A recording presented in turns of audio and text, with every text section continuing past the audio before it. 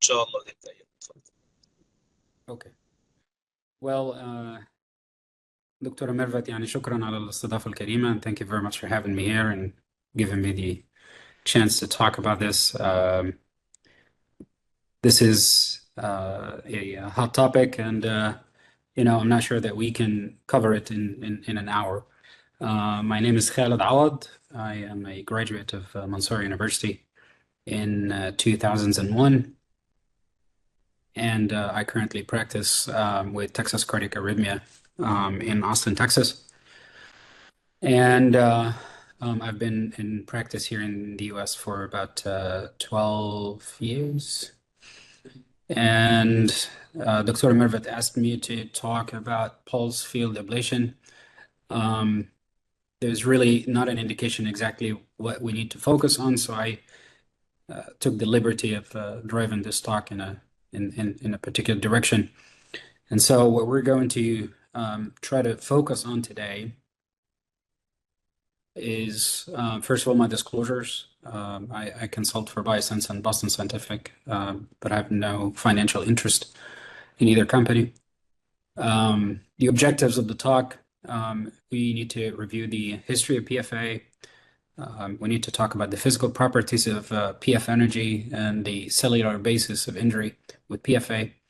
We also need to talk about the different forms of PFA pulses, how those are structured, clinical use of PFA currently and in the future. And we also will touch base on different PFA platforms. PFA is perceived to be this new technology, but PFA is not new at all. PFA is how ablations started. This is a paper that was published in 1982 by John Gallagher and a group of his colleagues, and they described how they used direct current to treat AVNRT. I'm not necessarily going to read the entire abstract here, but it's really interesting where we were 30 years ago and where we're at today. Back then, and in that paper, what they considered success in the treatment of AVNRT was the essentially created an explosion next to the AV node, which rendered the entire AV node non-operational and caused heart block. And that was considered a successful treatment for AVNRT back then. And in essence, that was an application of, sort of the innovation of PFA at the time. But that did not last. Obviously, there were major problems with this approach. What happened is, they were delivering massive amounts of energy, and that was delivered over an extended period of time. So you started forming thermal heating, arcing, essentially creating mini fire in the blood pool, and at the same time barotrauma, which caused extensive damage to tissue even far away from where you're applying that source of energy. So obviously that was not something that was desirable. But as this was being developed, RF came along, and RF essentially took over because it was more manageable, could be delivered through smaller catheters, and it was easier to control. And at that time, nobody had interest in developing the PFA technology, and all the industry effort went into RF. And then we had this 20-year run, maybe even more than that, 25-year run of massive investment in RF. Then, about 10 years ago, 15 years ago, renewed efforts on basic science level to try to find a different source of energy. And that was driven by a perceived need for a different ablation modality. Did we really need a different ablation modality? Probably so. There is a perceived, room for improvement with RF. We thought the success rates with RF were not adequate. There were also some concerns about safety, whether we were happy with the risk of esophageal injury and phrenic nerve palsy and other collateral damage that was seen um, in the RF realm. Um, and then I think really the biggest factor that led to the advent of or the need for a different ablation modality was really that RF required a lot of skill and a lot of training. I think RF is superior. RF works really well in really good hands. RF doesn't work well in less trained, less experienced hands. And that, from an industry perspective, was very attractive to try to find something else that would, increase their access to operators and allow almost more people to do a great job. And so saying that, I have to, just throw that out there. I believe that RF could have been more useful in the run of 20, 25 years of RF could have persisted longer if industry had invested a little more into or in making us or allowing us to be stable, not just showing you if you're stable or not. RF is heavily dependent on contact tissue and stability. And if we had invented or invested more into technologies that allow us to maintain stability, for example, jet ventilation and so on and so forth, we might not have had that tremendous need for a different ablation modality. But at any rate, it is what it is. The cat is out of the bag, and PFA is now, getting everybody's attention, and that's where all the R&D money is going to go into for the foreseeable future. It's hard to see anybody going back and investing more money in RF at this point. So what is PFA? Well, it is that old thing that we showed in that abstract, but that monster has been tamed. How has it been tamed? I'll go back to the initial slide. Instead of developing or instead of delivering energy in over a long period of time, we started doing short pulses, and that made the application a lot safer. So it is supposed to be a non-thermal ablation modality. Is it really non-thermal? Probably not entirely. And not probably, actually, it is not totally non-thermal. Should be cardiomyocyte selective, not entirely. And well, how does it work when you apply electric current to tissue? Electric cells essentially do respond to that. It doesn't matter if it's a nerve cell or a cardiomyocyte. They do respond to electric stimulation. And electric stimulation, if it is within a certain limit, you get an action potential. And, this is what we do in pacing all the time. If we apply a higher voltage, even at levels like 100 millivolts, doesn't have to be very high. What you start doing to the cells is very different from inducing an action potential. Essentially, you start exceeding the cell's ability to deal with that in a more physiologic way. So what happens then, you start causing lipid oxidation, you start causing protein damage in the cellular membrane. And if you do that for a short period of time, you get what we call reversible electroporation. And if you do it repeatedly or you do it at a higher energy, you can start getting what we call irreversible electroporation. There are two ways to deliver these pulses. You can deliver it in what we call a unipolar fashion or bipolar fashion. We're going to talk about that a little more, but these are concepts and terminology that we need to hammer down and agree on. Unipolar application would be from one electrode inside the body to an indifferent electrode that is far away from the site of application. So that could be on the skin, it could be in the IVC, it could be anywhere else in the body, but it's not close to where you're applying energy. Bipolar application is between two electrodes that are in the vicinity of the target tissue. And so we will talk about that a little more later. But if we were to look at sort of the configuration, the cellular membrane, normally you get the lipid bilayer, and that lipid bilayer is pierced or, sort of, you know, um, supported or intersposed or interposed, sorry, with certain proteins. We call those ion channels, we call them membrane transporters, we call them all sorts of things. Um, those are, a lot of them are voltage gated, some of them are not. Some of them are driven by gradient, and so on and so forth. But the reality is they're proteins, and so they are easily affected by the electric current in the medium they're in.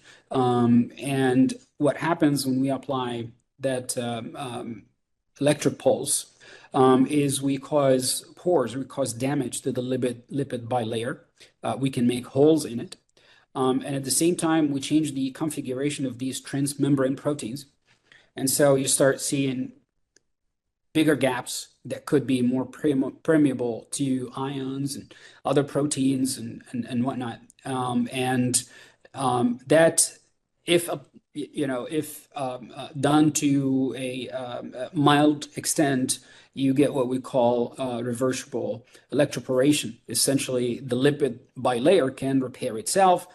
This gap would close. The membrane proteins eventually regain their original configuration, close these gaps.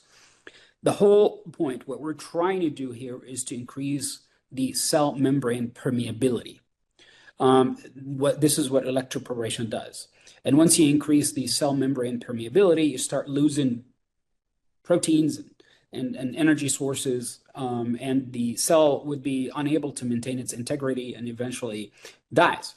And that, again, in the irreversible stage, doesn't necessarily happen. But if you applied enough energy to cause enough damage to where the lipid bilayer undergoes permanent transformation or permanent disfigurement to the point where it becomes unable to repair itself, you end up with what we call irreversible electroporation. I'm spending a lot of time on this because this is the key to how PFA works. The effect that PFA has on tissue can be seen in 3 different zones. I'm calling them the kill zones. Right at the vicinity of the electrode where you're applying energy, you get what we call the thermal effect. And the thermal effect is limited in PFA, but PFA is not entirely a non-thermal ablation modality. Remember, you deliver in large amounts of current. You're putting it through a medium that has a specific resistance to the flow of electricity. You are definitely going to cause heating. We prevent that, minimize it by reducing the pulse width, reducing the amount of time over which you deliver that current. Essentially, we're just stopping right before we cause extensive heating to tissue and to the catheter tissue interface. Still, there is some heating. Beyond the thermal injury zone, you get what we call irreversible electroporation zone, and that's the zone of cells that were subjected to enough electric current to the point where they're unable to regain their integrity and maintain their cellular permeability at baseline levels. And then you get another zone where the damage is reversible, and that recovers over a period of time. And that period of time could be anywhere from a minute to 2 minutes. And sometimes see that intraprocedurally. And then there is some of that recovers late, can be subacute, can be chronic, and there are clinical manifestations that come with that. The zone of reversible electroporation is much bigger than the zone of irreversible electroporation, which is much bigger than the zone of thermal coagulation. And so all PFA applications follow these rules. Now, the further away you are from tissue, the smaller these zones become, to the point where you might only get reversible electroporation. The closer you are to tissue, the more you get thermal and irreversible coagulation and necrosis of cells. The thermal part is where you find coagulation, but beyond that, it's non-coagulative. Myth is about PFA. Well, we talked about that. Is it really non-thermal? It is not. When we shorten the pulses, we prevent heating. If you apply that energy in a blood pool, let's say you even took the catheter away from tissue, not making contact with tissue at all, you're still going to heat the blood pool. You're still going to heat the red blood cells. You can form microbubbles, and you can form very, very tiny pieces of coagulum. They can go to the brain. You can get in, silent thromboembolism. You can see it on MRI. Clinically, it might not have any relevance for the most part. Sometimes it does. As far as delivery to tissue, obviously, like we said, even if you are maintaining non-thermal characteristics, if you do repeated delivery, you start raising tissue temperature. And some of the modalities we're going to talk about later actually do address that issue and record tissue temperature. PFA is supposed to be cardiomyocyte selective, but that is not entirely true. And so, red blood cells are sensitive to PFA. You can break down red blood cells, break down hemoglobin, and hemoglobin can deposit in renal tubules. The esophagus, we do not see, with PFA, we do not see major issues related to esophageal injury. But that doesn't mean that it has no effect on the esophagus at all. It does have some effect, but not to the point of having an atrioesophageal fistula, etc. The other myth about electroporation, and that was sort of the thinking 2 to 3 years ago, is that electroporation did not need, was not dependent on contact. And that was very exciting, but we quickly learned that you need to have good contact. Now, it's a lot less dependent on contact compared to RF. And that is good, and it gives PFA some advantages. And the advantages here are if you're working in a trabeculated area, an area with complex geometry, you might be able to make a contiguous lesion without necessarily having excellent contact force throughout the entire circumference of the area you're working on. You might still be able to achieve a contiguous lesion. You're more likely to do that with PFA compared to RF.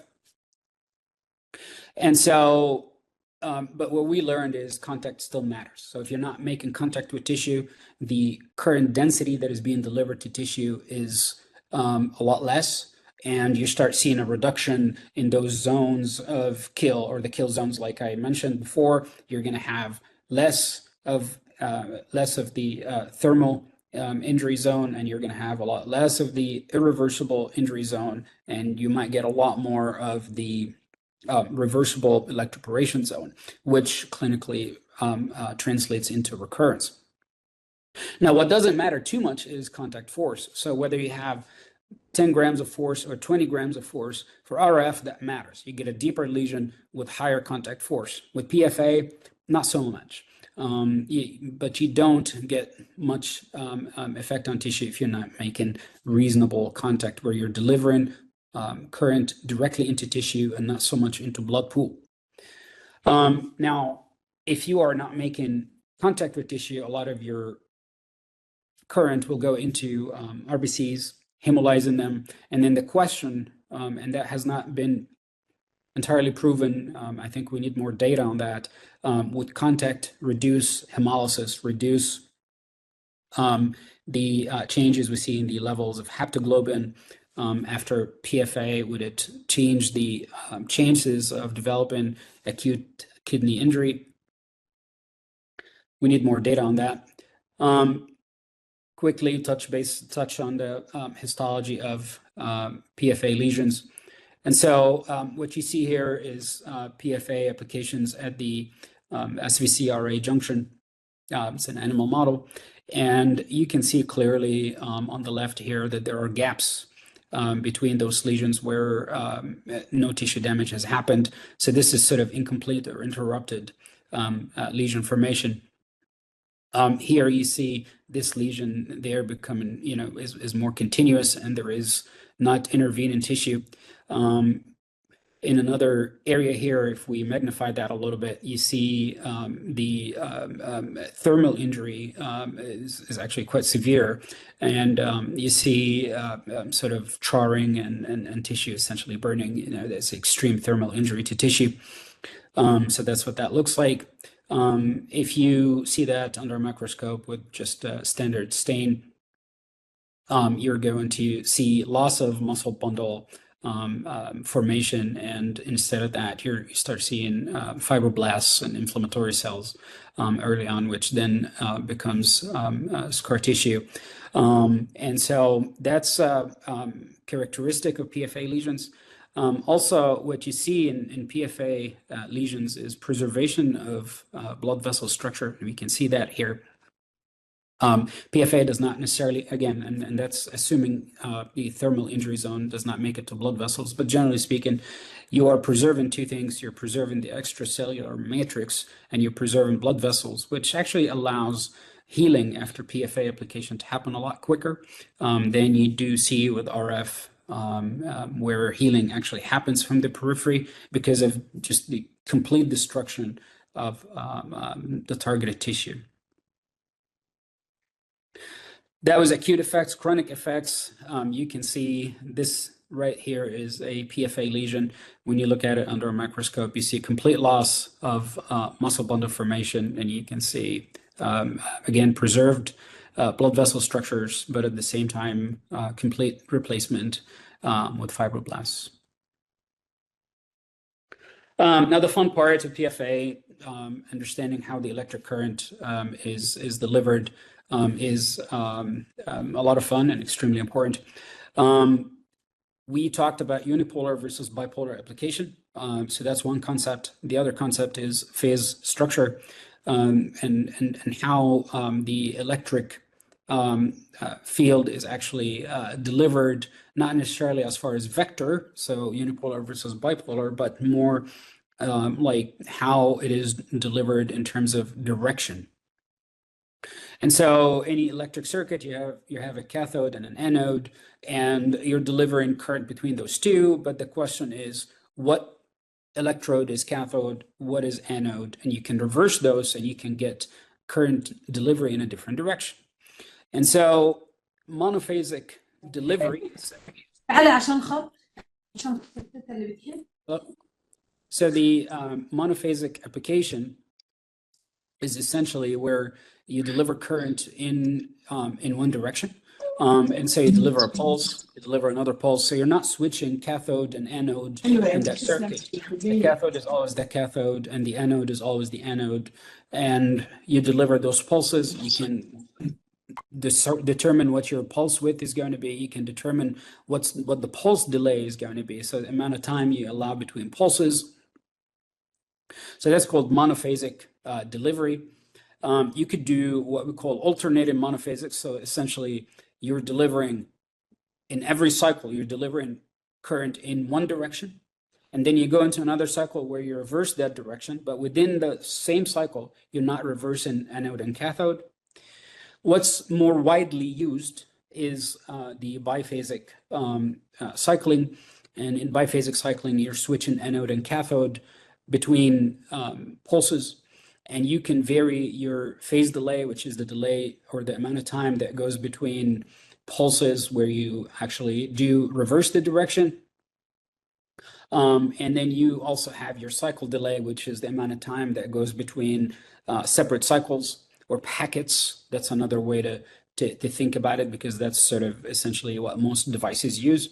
They deliver current in packets, and there is delay between the packets, and most packets are biphasic.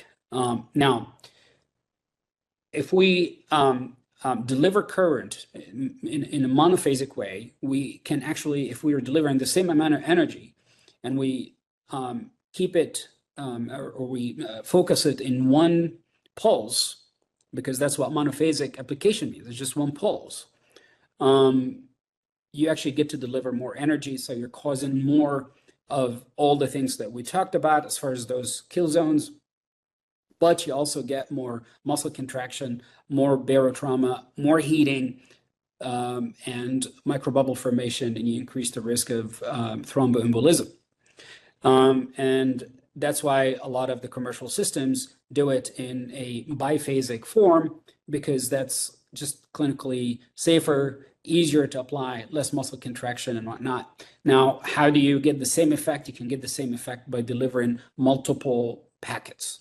So you deliver a set, and then another set, and then another set, and then another set, and you can deliver the same amount of energy.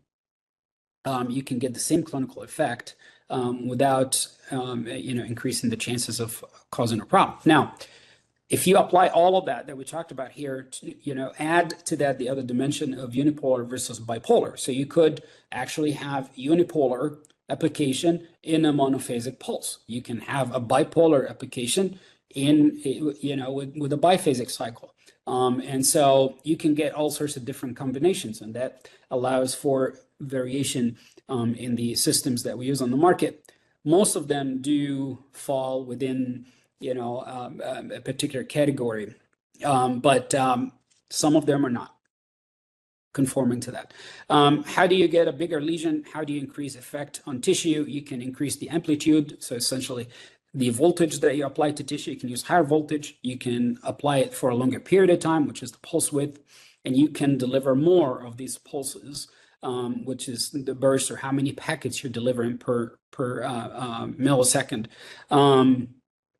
And that gives you essentially a bigger lesion, but at the same time, give you higher risk of causing a problem. If you vary the time, it really doesn't change your lesion very much. If you vary the amount of time you wait between packets, it doesn't change lesion characteristics very much. Number of trains, and if you just keep applying energy to tissue, at some point, you actually do not see any incremental increase in your lesion size. At some point, the only thing you can get out of it is complications and increasing risk of a problem happening. And that's the role of the engineers who work on these animal models to figure out what's safe. And so what we're talking about essentially is the dose response curve. And that's comparing thermal energy, for example, RF or cryo, but this is probably RF, as far as where you get the optimal dose, where you get the desired effect on tissue, and where you start causing more complications and have no additive therapeutic benefit.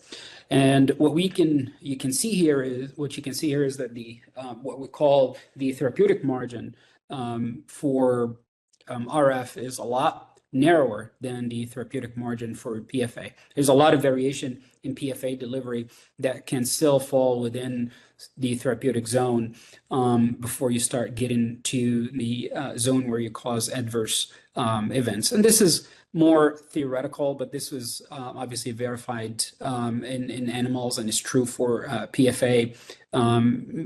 Certainly applies to any type of therapy. The question is, where do these curves actually occur? And you can see that PFA, at least theoretically, does offer a wider margin of safety. So if we were to take everything we understood about PFA now, and if we were to go back and think about other ablation technologies that we're used to, that we've been using for a long time, and try to make a comparison and try to understand how PFA is different, we will, if we thought about what PFA does, kind of talked about how the energy is delivered. Now, if we thought about what it does to cells, in PFA, we're only damaging the cell membrane. We're leaving the matrix, the extracellular matrix, and we're leaving blood vessel structures. Whereas in cryo, for example, we're actually destroying all of that. And with RF, we're also destroying all of that. Perhaps RF is a lot more indiscriminate compared to cryoablation. But both are thermal, as far as cryoablation or RF, both are thermal.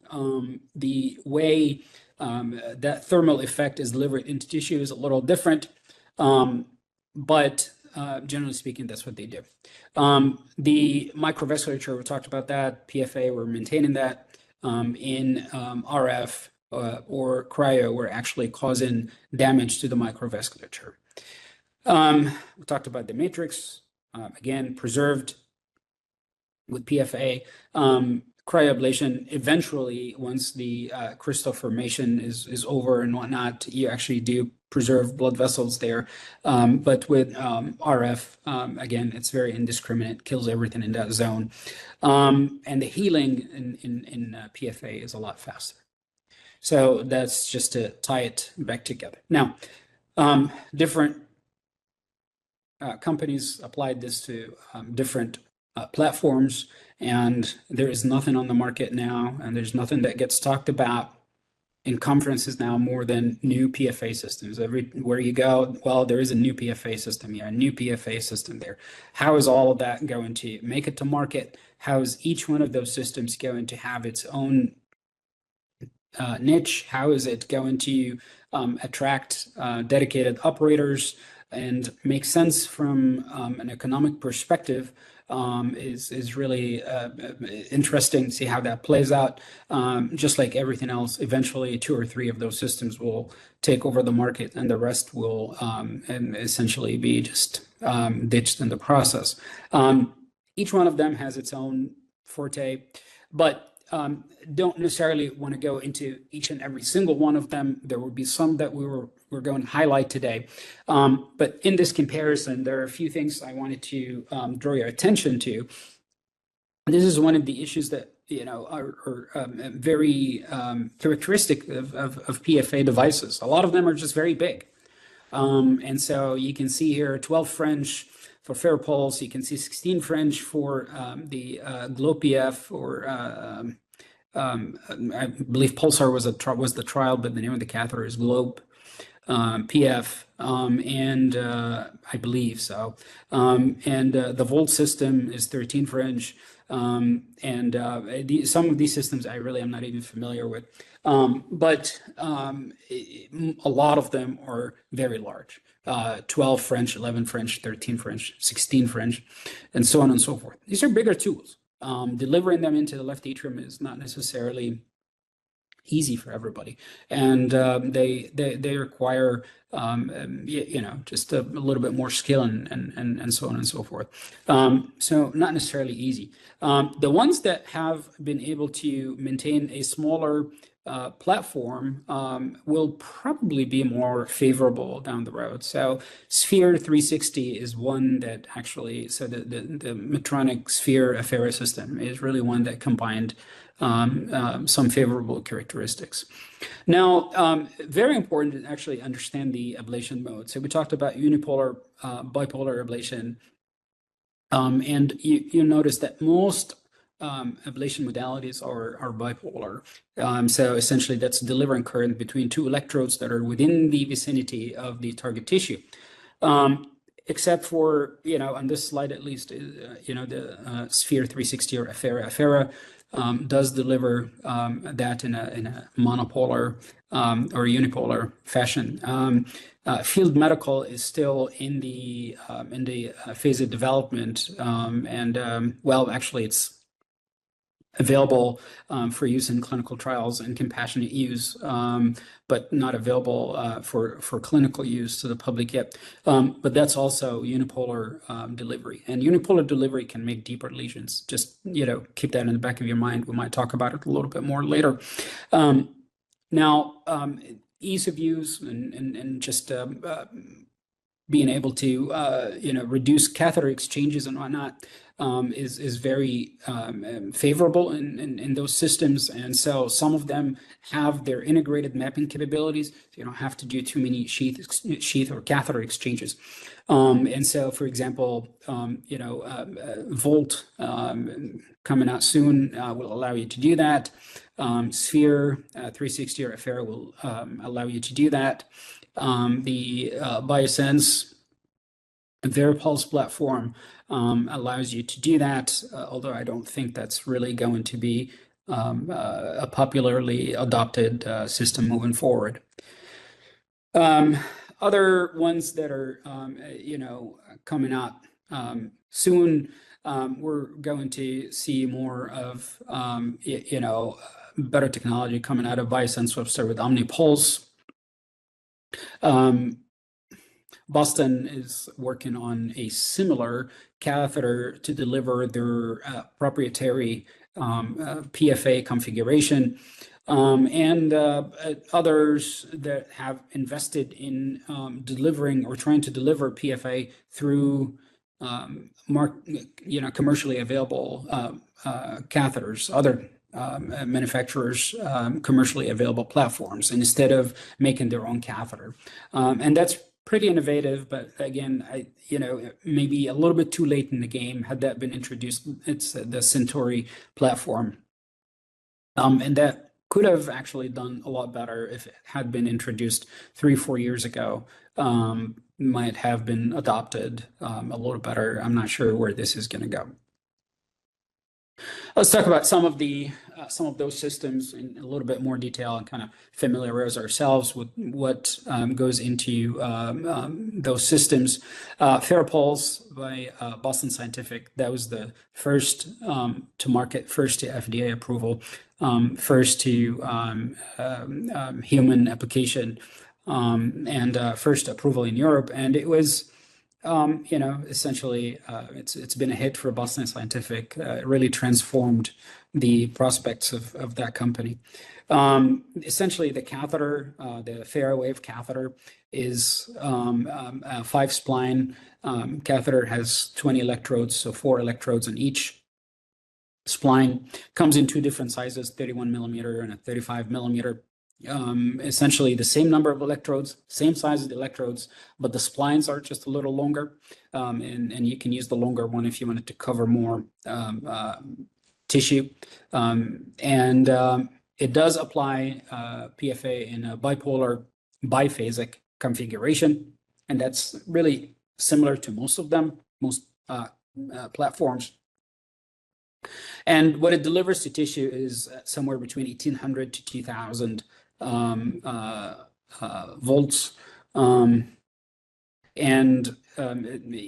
the pulse width is about 2.5 seconds for those applications, and it essentially became sort of what everybody got used to in terms of PFA cases. One thing about this catheter, it is big, it's 13 French. It needs to be delivered through a large sheath. Sheath is not very responsive, and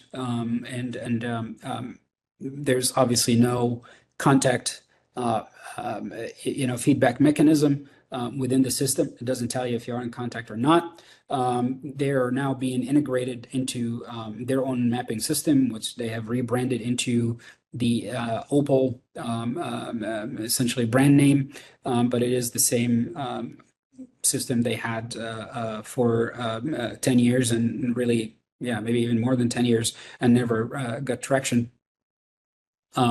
But because of the lack of an indication of whether you are in contact or not, intracardiac echo, the use of intracardiac echo with PFA platforms in general, and this one in particular, is extremely important.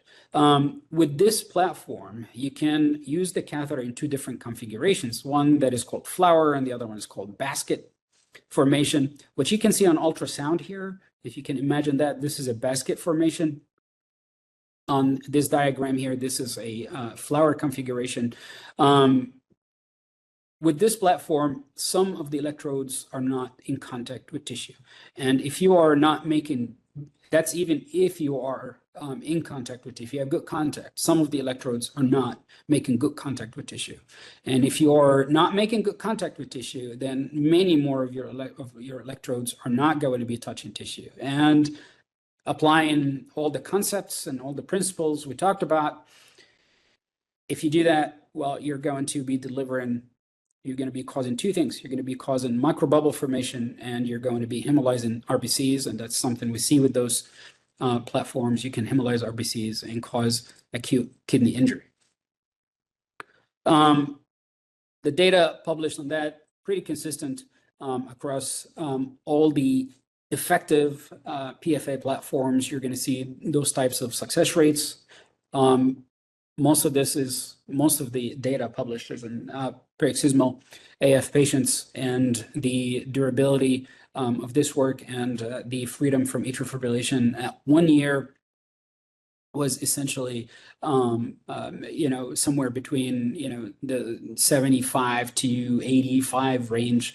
What you're seeing here is the difference in outcomes after optimization of the waveform, which was done at the early phases of development of this system. And they demonstrated in this study that,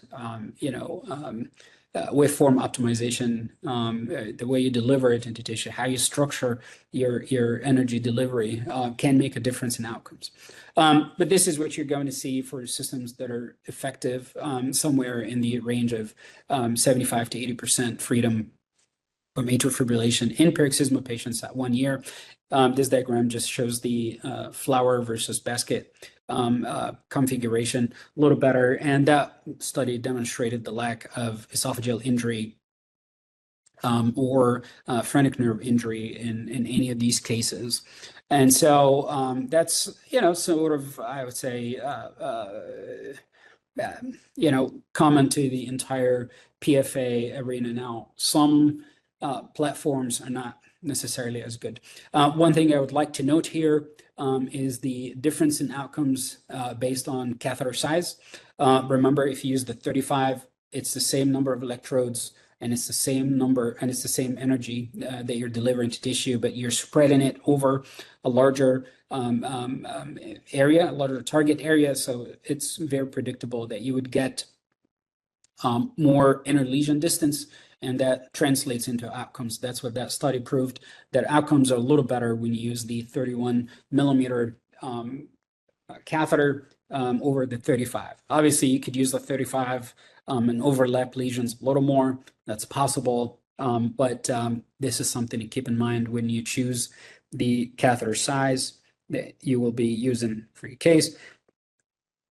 From Biosense Webster was Varipulse. This was not a new catheter. This catheter used to be, they used to make it for an irrigated platform and Mark, which really never took off. The trial was fraught with a lot of issues. There was formation of atrioesophageal fistulas and strokes. So it was pulled off the market. It was a huge failure.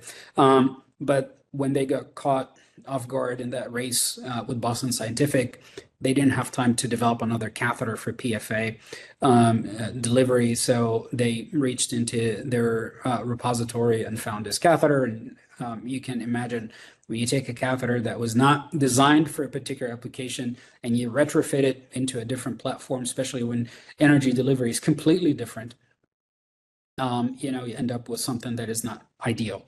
And so this catheter can, the diameter of it can be anywhere from 25 to 35. You can vary that using a dial. And it delivers what they call a square wave with positive and negative phases. Essentially, it just means it's biphasic application. And it is bipolar. So it delivers energy in a more concentrated fashion compared to unipolar application. It's about 1800 volts, and it does require, like I said, like most of them require contact. And if you look at the shape of this catheter, pulmonary veins are not necessarily symmetric. This catheter has no way of being asymmetric. It takes a lot of force to actually wedge it into tissue to get contact with as many electrodes as possible.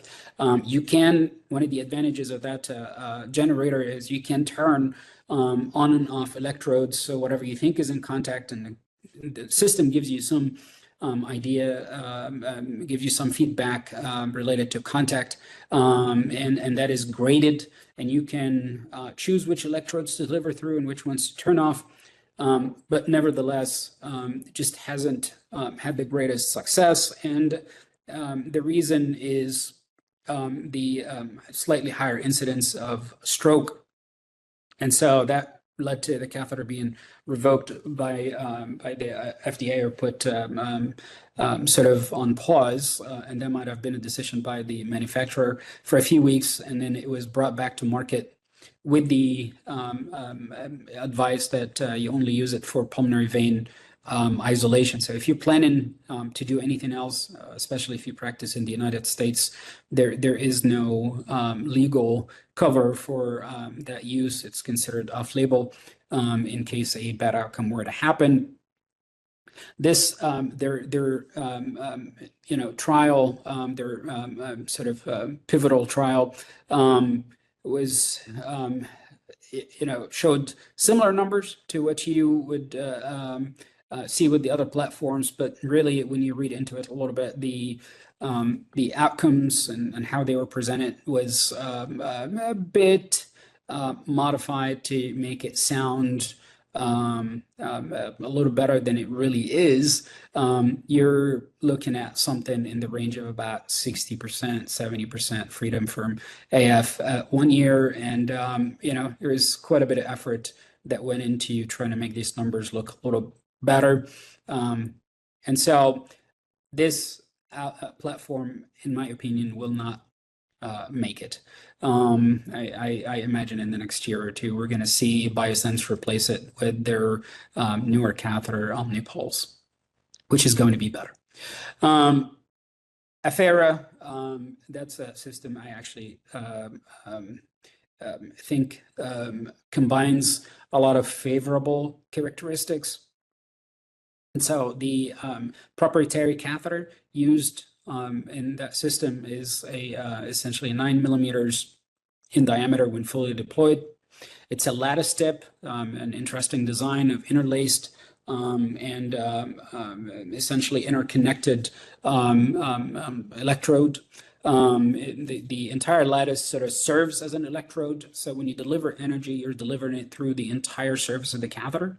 And then you have what you see there, those little electrodes. Some of them are essentially sensing or mapping electrodes, if you will, and others are, thermocouples. So they measure temperature and give the generator and the system some temperature feedback, so you can assess sort of the thermal component of that lesion that you're delivering. Now, it's obviously not necessarily a direct measure of what happens in the tissue, but it is important from a safety and efficacy standpoint. It is important to have that information.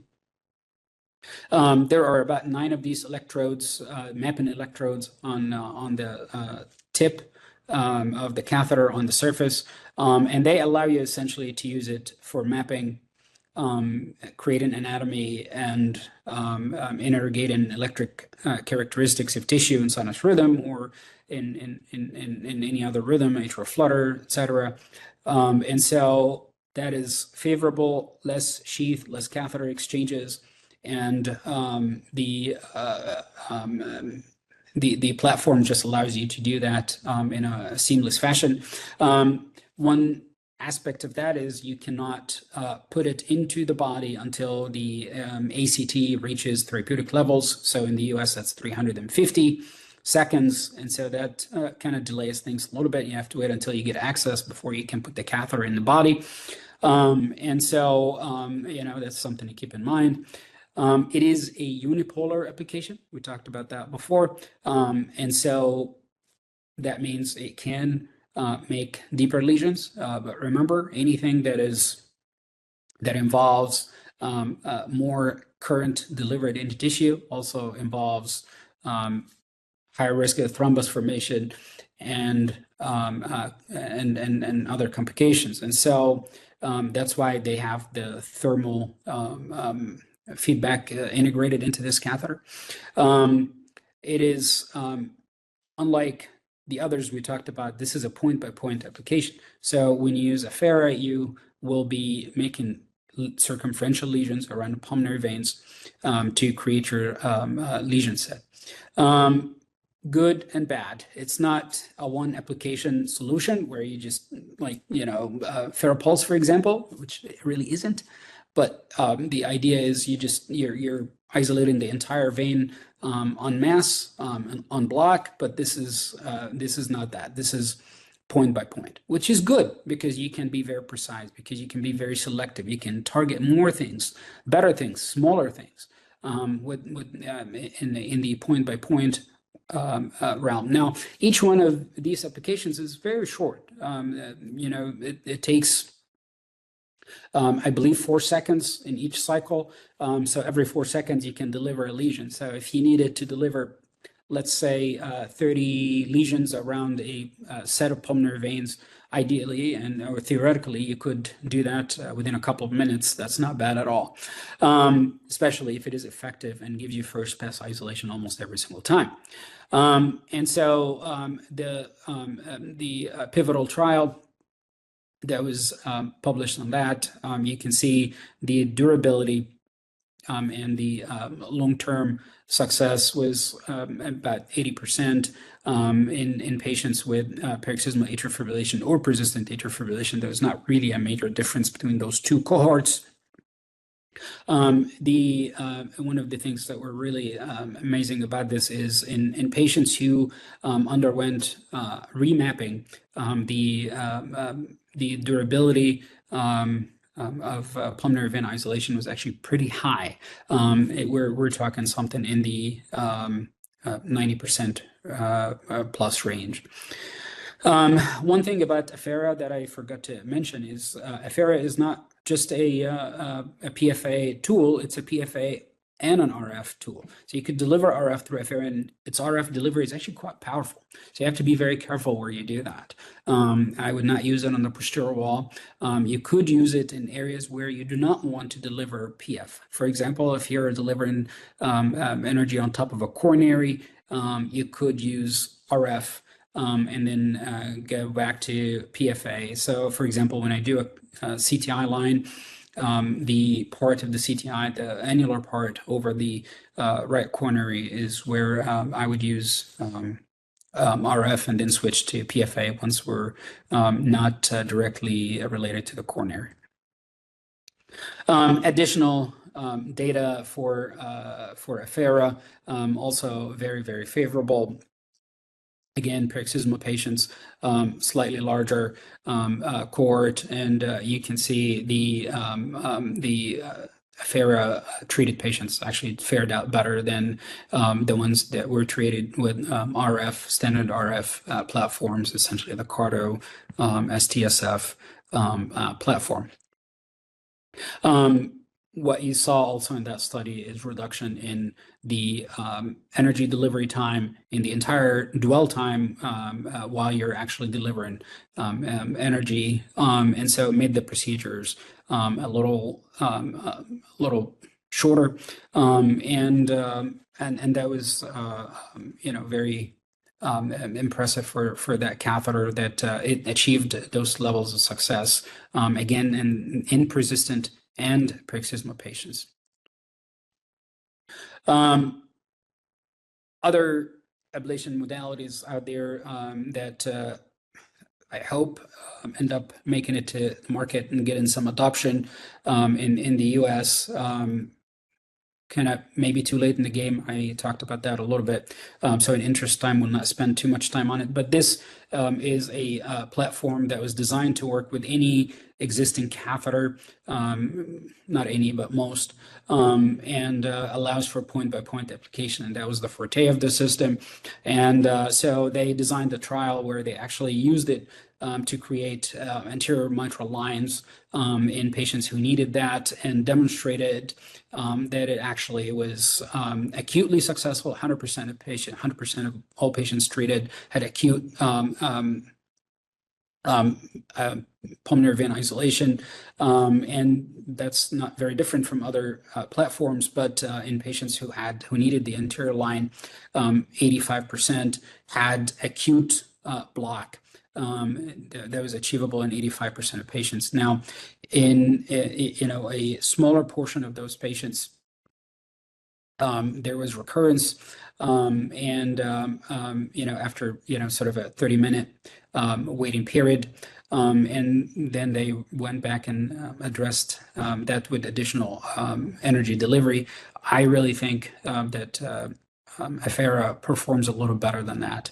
And that's why I'm worried about some of these platforms. I don't think they'll make it to market, and again, much adoption. And so what are the advantages of PFA? To recap, well, speed, we've seen that demonstrated in trials. And I think the biggest highlight here, that's the blueprint of the PFA book, honestly. It's just doesn't need a lot of as much skill. The learning curve is a lot is a lot shallower than what you would see with RF. People took years learning RF to actually master it. And so you could argue good and bad. You're obviously introducing a lot of things into the process by doing that. Isolation of the posterior wall is really where that shines. Your risk of esophageal injury is virtually non-existent for all practical purposes. And so, that might be something that makes people choose PFA for a particular case over RF. And then, phrenic nerve injury is almost as far on permanent basis, almost non-existent. And you can actually stun the phrenic nerve, especially if you work around the SVC-RA junction. And that's been demonstrated, but it's usually stunning and quickly reversible. This is another study, which actually this was done with Fairpulse, PVI, and isolation of the posterior wall, and they demonstrated decent numbers as far as recurrence after a year. And again, if you look at the voltage, these are very difficult patients with a lot of voltage abnormality, and you're not going to see 90%. Freedom from AF in those patients, no matter what you use. You cannot get rid of the entire atrium, although some people try. What is not good about PFA? Well, when you start delivering energy, you lose your electrograms. So you might not necessarily know exactly what happened to your tissue. You kind of have to wait a couple seconds after you finish delivering, and then you can see your electrograms. If you're also trying to select certain electrograms and so on and so forth, you really have no idea if you're still in the right spot, and that applies more to point-by-point applications while you're delivering current. Less of an issue, not a big deal. We kind of got used to that, and you just know you're not going to see your electrograms while you're delivering, so you have to rely on other surrogate markers. Reversibility, well, yeah, there is irreversible electroporation and there is reversible electroporation. So, reversible electroporation is actually not bad.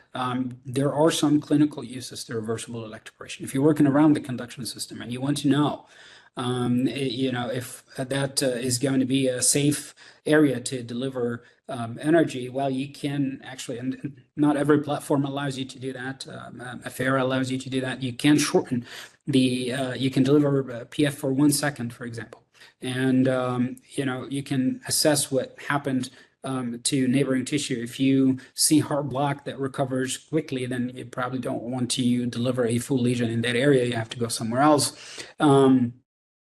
There is also some use for that. You can use it to perform something along the lines of defibrillation or cardioversion, and there are some reports of that kind of been demonstrated with atrial flutter and rhythms of that nature. And I think any of us who have used PFA, we've all seen termination of atrial flutter, termination of sometimes AF with a single application, and then you would see reinduction of the same rhythm with another application.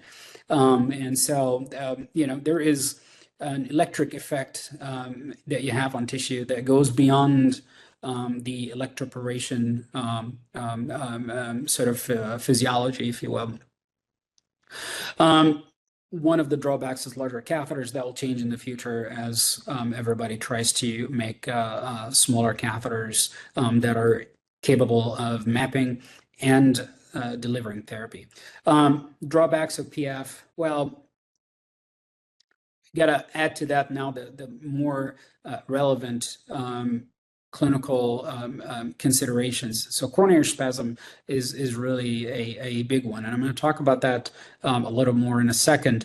But your hemolyzing RBCs, we talked about that, the acute kidney injury, that responds to hydration. So we perform pre-procedural hydration and intra-procedural hydration for those patients. Still, there is a limitation. I mean, do I want to use it on someone with a stage 3 chronic kidney disease, stage 4 chronic kidney disease? Well, it depends. You have to use the right platform for that. You can still use PFA, but you have to choose the right platform. Maybe not Farapulse, but you could use Fara, which has a lot less incidence, almost no effect on the kidneys. And I think the physiology of that and the reasons why that doesn't happen are very interesting, but a lot of it is essentially theory at this point. The higher risk of stroke, well, again, if your wave form is not optimized for what you're trying to do and causes a lot of coagulum and microbubble formation, it can cause CVAs. And we saw this with the Varipulse platform. And so it is somewhat platform specific. I mean, like, not somewhat, like it's very platform specific. Varipulse was the one that had the worst luck with that. And so that has a lot of bearing on clinical adoption. Gas bubble formation, we talked about that. That's, not as, uncommon as we think. We actually do see it. If you look with intracardiac echo while you're delivering energy, Farapulse, for example, you'll see it. If your contact is not great, you're going to cause more of that. And if you did MRIs on those patients, you could see asymptomatic thromboembolism. And the phrenic nerve stimulation issue is not as big a deal. I mean, it usually is stunning and recovers pretty quickly. Coronary spasm is something I want to spend an additional minute talking about. It can be direct or indirect. If you work in the vicinity of a coronary artery, let's say you're applying energy directly on top of the tricuspid annulus, working on a CTI, for example, you could certainly have a direct effect on the right coronary. Now, how does it work, though, when you're not in direct vicinity of a coronary? For example, you could be working in the left atrium far away from any coronary, and then you see a spasm of the LAD or a spasm of the circumflex. For those of you who attended HRS, there was an interesting session. I can't remember what it was titled. What did I learn from my worst complication? I think that's what it was called, my worst complication. And there is a case that was presented from Germany, and that patient they talked about had an AF ablation, and it was with PFA. CTI ablation was not performed, and that patient ended up having an acute right coronary spasm to the point that they coded cardiac arrest and eventually died in the hospital. That happened 6 hours after the ablation, and they did not do anything to the cavo tricuspid isthmus at all. So no ablation was done in the vicinity of the right coronary.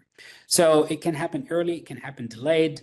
It's reported in Manifest, and it was, a very rare occurrence. I don't know if we're essentially looking hard enough to see it, and then it begs the question, when it happens late, or when it happens far away from the targeted tissue, what does that mean? I mean, is that the autonomic nervous system? Are we causing progressive lesion formation that then affects a ganglion, and that ganglion causes sympathetic stimulation and vasospasm? Probably the plausible explanation for this, but remember, it can be fatal. It can be prevented with the administration of nitroglycerin. I sometimes see administration of nitroglycerin, which causes hypotension, by the way, right before you do ablation of the cavo tricuspid isthmus. But then the anesthesiologist would immediately follow that with the administration of phenylephrine. They administer both at the same time. What does that achieve? I'm not entirely sure. And if nitroglycerin at the time of lesion or power delivery can prevent vasospasm. Well, can it do that 4 hours later, 6 hours later? Obviously, it has no effect on what can happen hours later. So you have to be able to detect it, and you have to be able to treat it. And so I will show you a case of mine, actually. This was a FairPulse case. And that patient had ablation of the CTI. He was completely asymptomatic. He just made it to his room a little late after the procedure, and the nurse was actually checking an EKG. And we do discharge patients the same day. We do, same day discharges for most outpatients. This patient, this particular case was an inpatient, so he actually stayed in the hospital, and hours later got an EKG. And so the nurse called and said, well, hey, the EKG machine reads acute MI, acute MI. And if you look, you do have 1 millimeter ST elevation in AVR with some ST segment depression in, some of the lateral leads. Along with diffuse T-wave inversions and whatnot. And this was not similar to the patient's baseline. He was completely asymptomatic. He had absolutely no complaints at the time. And so I asked her to give him a 0.4 milligrams of nitroglycerin just to see if that has any effect on it. And actually, it did bring those ST elevations or those ST segments down a little bit. Again, he was asymptomatic, so there was no reason to do much more anything about it. And he did very well and went home. But I think if we look, we will see more vasospasm, but something to keep in mind. What I would say is the way to prevent it also is to make sure that you're very effective in your power delivery, so you do not have to deliver more applications. So contact. If you have good contact, you can finish the entire CTI with 3-4 applications. But if you don't have good contact, you might find yourself doing 12-15 applications. And that's when you start, you're increasing the chance of causing problems. This is another case I did with Afera just to, show some of these concepts. This was a de novo ablation. It was a persistent patient. We did the voltage mapping with Afera. The voltage was very reasonable. We did not detect any abnormal electrograms throughout the atrium. And so we performed circumferential pulmonary vein isolation first. And when we remapped, and I apologize, I don't have these voltage maps. When we remapped, after this initial pulmonary vein isolation, my intention was to just do that. Just pulmonary vein isolation in the left atrium. There's no reason to do anything else. But when you remap, you find voltage abnormality that extends beyond the borders of your lesion markers. And so essentially what you were left with on the posterior wall was an isthmus. And that's a problem with PFA platforms. PFA platforms make bigger lesions. It's good.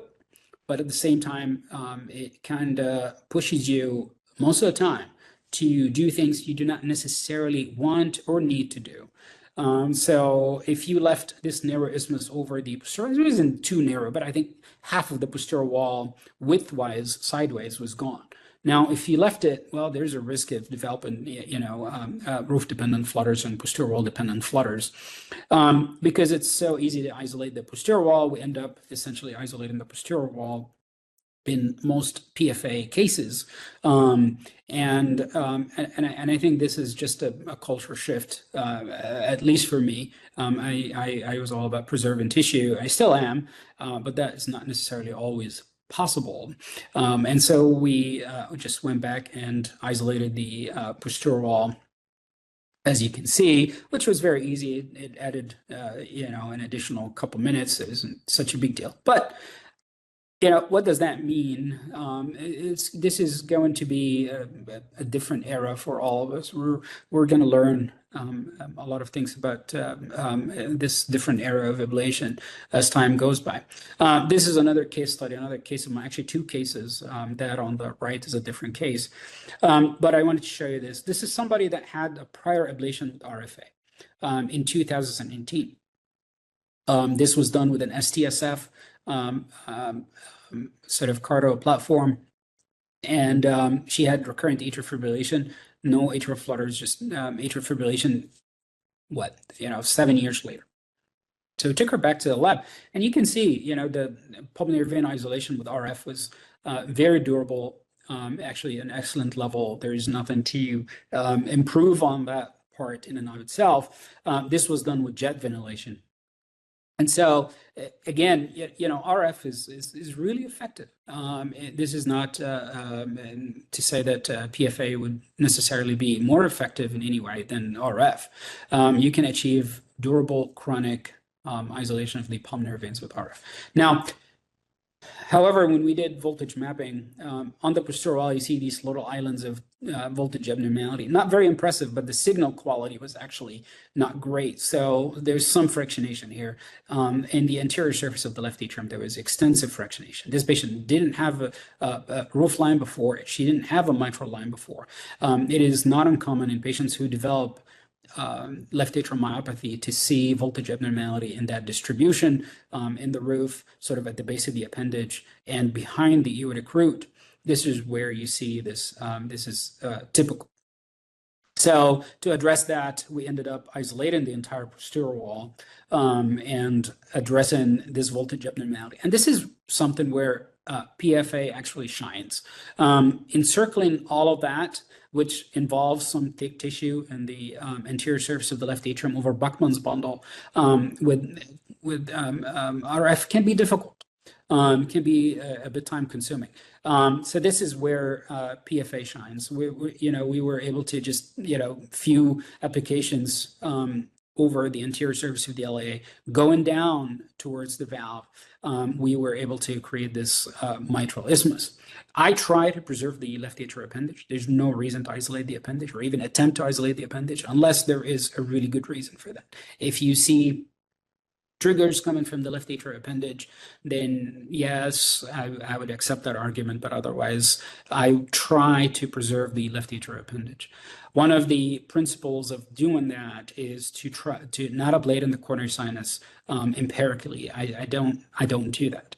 I try to stick to what is clearly an issue, and this patient did very well. She had the cavo tricuspid isthmus was also blocked chronically from the RF ablation. This is a different case. I wanted to show that just to highlight another example of a different use for PFA. This is not uncommon. Right atrial myopathy, what you're looking at here is the right atrium extending from the SVC towards the IVC. And in that plane of the posterolateral aspect of the right atrium, this is where you see right atrial scarring in those patients. These are usually patients who have obstructive sleep apnea. They have had atrial arrhythmia for quite some time. They might have had cardiac surgery in the past, and an incision was made in that area. They might have had an ASD. In that zone, in that area, you might see scar formation, and you actually get polymorphic flutters arising from that area. And so you could, isolate the SVC RA junction or target that to isolate the SVC and come down until you connect it to the IVC to target that substrate. This is really not a focal ablation, and this is one of the things that RF necessarily doesn't do very well. When you target this with RF, obviously the phrenic nerve is a concern. Luckily here, it's not a major concern as far as chronic phrenic nerve palsy is concerned. What you need to do here is targeting the entire scar, because when you target focal isthmuses and zones of slow conduction, you actually continue to have other areas producing other forms of reentry. And these patients frequently present with polymorphic flutters, polymorphic PACs, and so on and so forth. So this is something where PFA shines. Problem is, if you have a patient who has fibrosis of the sinus node, it might not take much to actually kill the sinus node in the process too. Because remember, especially with FARAPULSE, I think with Affera that might be a little better because the footprint of the catheter is a lot less. Doing this with FARAPULSE, you got to be careful. Yes, you're covering a lot of ground very quickly, but you can also cause sinus node dysfunction or sinus arrest. In this patient, they had sinus arrest, but had a reasonable junctional escape for a couple of hours, and then sinus node function resumed because we stopped energy delivery once we noticed that, and so essentially we delivered we did one application, but we didn't do the second application within that lesion set. And so we kind of took advantage of the irreversible electroporation physiology. We got out before we caused irreversible electroporation. And so where do we go from here? Where is PFA going? There are a lot of exciting things. That's what everybody's talking about, and will probably translate into newer tools and newer approaches. We're going to see it used more for VT. Probably unipolar systems will have the upper hand. They can make deeper lesions. The ventricle is thicker. There's already data for actually fair pulse, which is not even like something that I would say is ideal for that particular application. Such a huge footprint. Putting that in the ventricle, in my opinion, is extremely indiscriminate. But Affera, yes, I would consider that, and other point-by-point platforms that are going to be making it to the market. For example, the Biosense dual energy SF and Field Medical and so on and so forth. There'll be more options. Integration, better integration with 3D mapping systems. FerroPulse is now getting some adoption in terms of use on the Opal system.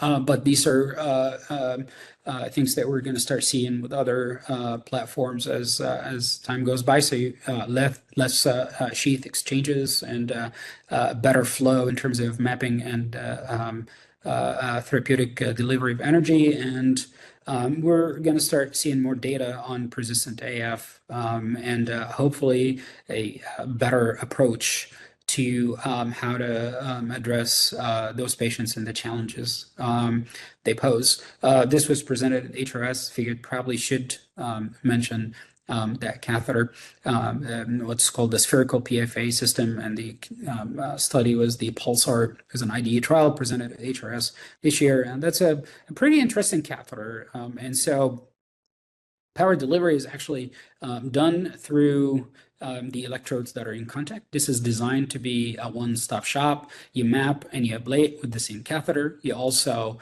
do circumferential ablation and one application type use using this catheter. It's not necessarily going to pan out that way, but that's the intention. What's interesting about this is that there is insulation around the electrodes. So power delivery is done only through electrodes that are in contact, and at the same time, it tries not to deliver power into blood pool because the periphery of those electrodes, or around these electrodes, there's insulation that keeps current from flowing back into the blood pool and essentially just going into tissue. Theoretically increases effectiveness. The numbers as far as clinical outcomes at 12 months were really similar and to other effective platforms. The durability of pulmonary vein isolation after or in patients who underwent remapping because of recurrence was really was excellent. It was very as good as it gets in the 90s. But again, I don't see that is much better than Affera. It's sort of in the same realm. What else could we see happening with PFA? Other non-cardiac applications, kind of exciting. Might not necessarily have anything to do with our field, but delivering pulse field energy into tumors can help actually essentially kind of coagulate those tumors. cause them to essentially regress, but also makes the cell membranes of the cancer cells more permeable to chemotherapeutic agents, to gene therapy, to monoclonal antibodies, and so on and so forth. You could use it for particular types of tissue where you want to deliver DNA vaccines because, again, you're making bigger holes in those cells in their membranes so you can deliver bigger particles. And so that's called the gene electrotransfer therapy. That's also very exciting. These are things that particles you could not get into the cell under normal conditions. And these are cells that you don't, electroporate irreversibly. You actually want these cells to not die. We could, obviously we saw all the, advances in the cardiac ablation realm. And this is pretty much in interest of time. I think we went over a little bit, but here are some of my references, and I will take any questions. Yes, thank you very much, Dr. Khaled. Very nice lecture, very informative, very organized. And you are a super lecturer. Thank you. Appreciate it. I want to ask about you. In the beginning of the presentation, you mentioned that electroporation does not affect fat cells, does affect fat cells, صح? It does. So that's why I had a question mark next to it.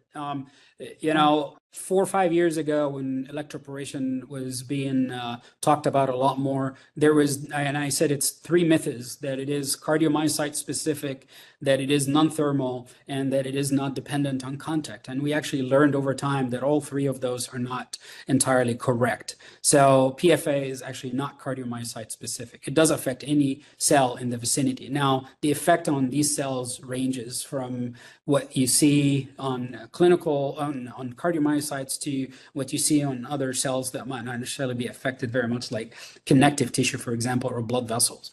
And then other forms of tissue actually are somewhere in between. And so you can affect nerve cells, you can affect RBCs, you can affect fat cells, and that is very important. And as you try to deliver more energy to tissue, you will see more involvement and more effect on these cells in the vicinity. Thank you. I have another question. Ahmed Shokr, he presented a case of PVC ablation from the papillary muscle using pulsed field. Do you think pulsed field has place to treat PVCs or other types of arrhythmias like VT? Yes, so we've used it. I've actually been in those cases. We've used it for papillary muscle PVCs. I think it actually is going to be very promising, and I think RF will quickly be replaced. I think in the next 2 years, we're going to start seeing different types of catheters used in the ventricle. 2 important catheters that will gain traction, I think, are the Adagio cryoablation platform, which is going to allow you to make very deep lesions very quickly. It's not going to be as quick as PFA, but it has its own advantages. So that might get some adoption for thicker tissue and sicker patients. And then I think Affera is really where we're going to start seeing a lot more adoption and use in ventricular arrhythmias. I think, and I've seen it presented at HRS this year, Ferropulse used for papillary muscles and so on and so forth. Again, the footprint of the catheter is massive, and you are not able to turn off electrodes. So you're going to have to deliver energy circumferentially all around. That's a very large area for a PVC application. If you had a large piece of scar and the catheter fit in there perfectly, and you said, well, yeah, I can take advantage of the size of the catheter, I think it would make sense. But it's just not made for the ventricle. I'm talking about Farah Wave. I think Affera is a smaller catheter, and generally speaking, more effective and safer. And we might end up seeing a lot more use of Affera. Their Medtronic is open to allowing us to use it more. There was a period of time when, for FDA related reasons, they didn't want us to be using it in the ventricles, so we had to get sort of permission every time we had a case. It seems like they're a lot more open to that application now, so we're going to start seeing a lot more of that. I've used Adagio with, in the ventricle for VT ablation, and I think there is going to be a role for that. I think we're going to start seeing less and less RF in the ventricle, except for applications where you want to be very precise. For example, if I'm ablating a PVC in the right coronary cusp or in the junction of the right and left coronary cusps, I don't see a need for the sort of PFA application. It's really not. I think you want to avoid collateral damage when you're close to coronaries. So PFA is probably going to stay away from those areas, and an RF will continue to be used. But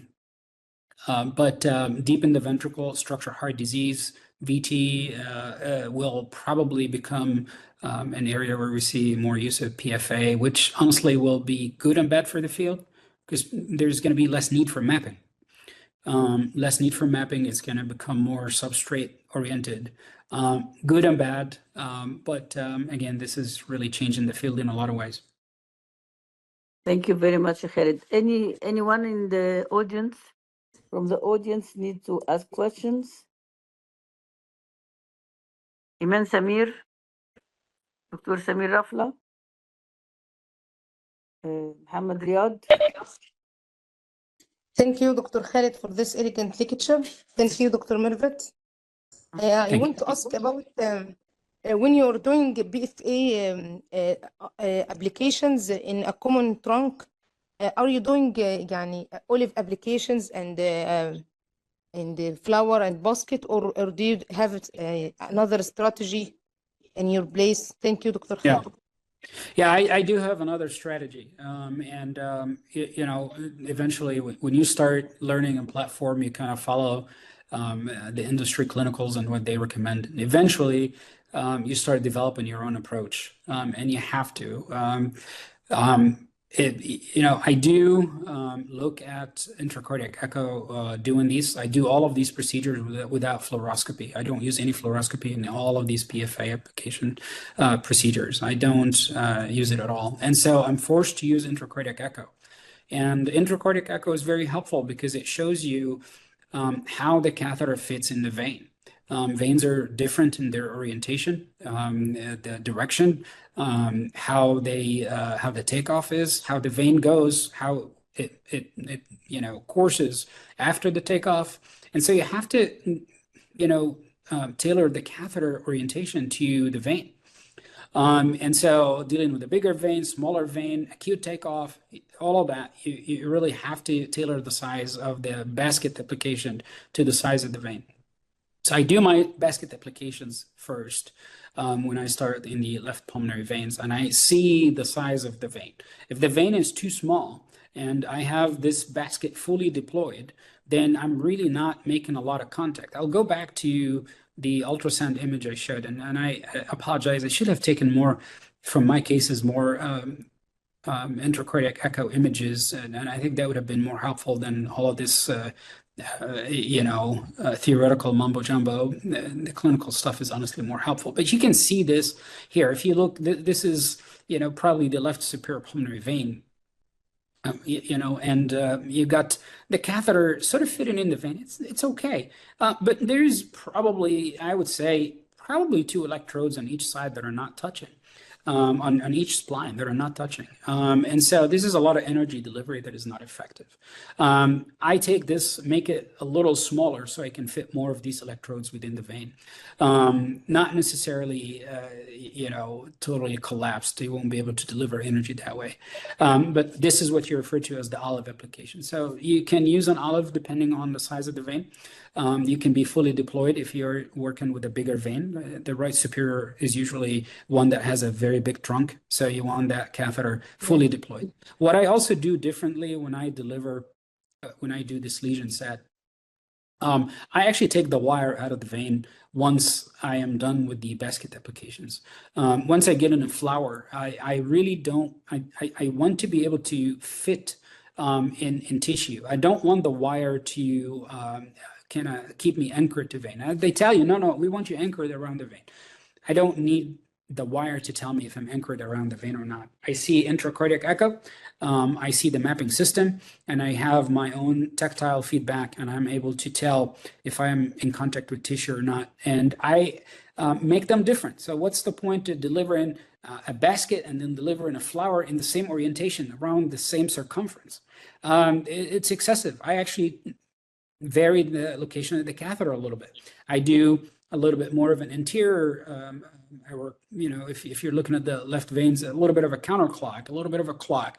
I'm covering the carina, I'm covering the inferior circumference, the entire inferior circumference of the left inferior pulmonary vein, the roof by the left pulmonary veins. And that's what really allows you to get good, durable ablation or irreversible electroporation. You're not just delivering the same energy or delivering repetitive lesions in the same spot. You will be missing something. And if you miss something, you will keep missing it. And so I put it in flower. I actually go around the vein. Maybe the center of the flower remains oriented to the vein, but the periphery of it is not. A little bit anterior, a little bit posterior, a little bit superior, a little bit inferior. And so I'm surrounding the vein. I do that on the right veins too. And it really throws off the Boston Scientific people. They're like, oh, you haven't done flowers for the right veins yet. No, I did. But I was not literally in the vein while I did it. I did it around the vein. And then I did the basket formation lesion. I did that at the end. And when you try to do it, you find the vein completely isolated. I think we're actually delivering more pulses than we need to. I think if we're in contact and if we're effective with every application, I don't think we need 60, 70 applications to achieve complete isolation. I think that's very excessive. But again, they tell you this is what was validated in trials. And so we will learn more as time goes by. But I agree with you. You have to tailor the size and the orientation to the vein. You have to use intracardiac echo. This is how you get a safe and effective procedure. Thank you, Dr. Khaled. Thank you for the inspiration. Thank I you. have another you for your question, time. Dr. Khaled. Right. I read that it should not, fire pulse or pulsed wave should not be used in people, in patients less than 18 years. Was it tested in children or the research is going on? Yeah, I really don't know. I don't have an answer for that, Dr. Mirvat. We're sort of, we're removed from the pediatric field here a little bit. There's a wider separation here of pediatric versus adult EP. So I don't have a good, I don't have an answer for you. I would have to look it up. Okay, thank you very much.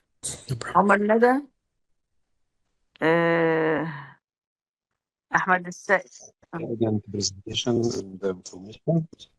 I would like to ask you about is any idea about how can we use PFA in accessory pathways like anteroceptal, focal, like that? Yes. Because you mentioned that when we are applied for one session, it is reversible. Right. And also on tricuspid isthmus ablation. Yes. Yes. Yeah. So these are all great questions, and these are, areas where it has been used for certain. I have not used PFA. I've never used PFA for bypass tract, and I don't see the need for that. It really, these are extremely, extremely small pathways. We're talking about very, very tiny pieces of tissue in micrometers. in microns, essentially, at best. And so I think it is reasonable for a failed ablation or something that has been, thought to be epicardial to use it.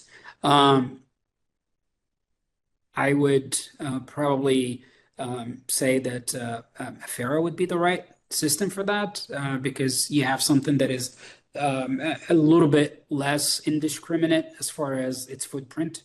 It's really hard to get a small footprint with Farapulse. Very hard to get a small footprint with Farapulse. You're going to be causing a lot more damage than you really need to. Mapping is also a bit complicated with those. And so I stick to RF. RF is a lot of fun for those cases, especially when, mapped in a very methodical and just, good old EP way. Steerable sheaths are extremely important for mapping and targeting those pathways. I think multi-electrode mapping, quite honestly, in my opinion, it causes more problems.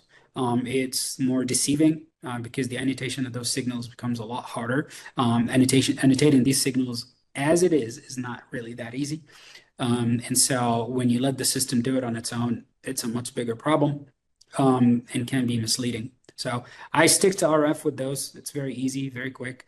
You have to use a steerable sheath, contact force catheter, intracardiac echo to tell if you're on the annulus or not. You really need to stay on the annulus. You can tell by looking at intracardiac echo and looking at your signals. Stick to mapping just the annulus, and it will be very easy and straightforward. Now, if I were to use a PF system for it, I would definitely use Affera. That would be the one I would use, and I think it would be extremely effective for that. You could, when you do that, if you wanted to, the annulus is not a thin structure; it's a thick structure. It has a lot of fibrous tissue, and so you could use Affera RF, which is very powerful. If you wanted to use PFA, I think it would be fine as well. You probably have to do, a slightly bigger lesion set just to make sure you're not ending up with reversible electroporation, since you're generally dealing with an epicardial structure. But I think it's doable. As far as the CTI is honestly extremely easy to do and very safe to do with either one. I think Farapulse or Affera. Now, the challenge is sometimes just coming down on the CTI with the catheter in the flower formation and not get entangled up into the tricuspid valve. And for that, take the catheter in a flower formation, take it all the way up into the SVC, deflect it laterally, or counterclock it. So it would be looking at the lateral aspect of the RA, and then start deflecting and bringing it down. Try not to let the catheter lurch anteriorly, because that's what it wants to do, because that's towards the valve. And then it'll get caught up in the, or caught in the tricuspid valve apparatus, and becomes really hard to get it out sometimes. It usually comes out, so don't panic if that happens. Take it down until you have sort of, if you will, what do you call that, like a 180-degree curve on it, and get it to sit flush with the CTI. So you cannot be angled. You want to be making contact with all of your electrodes.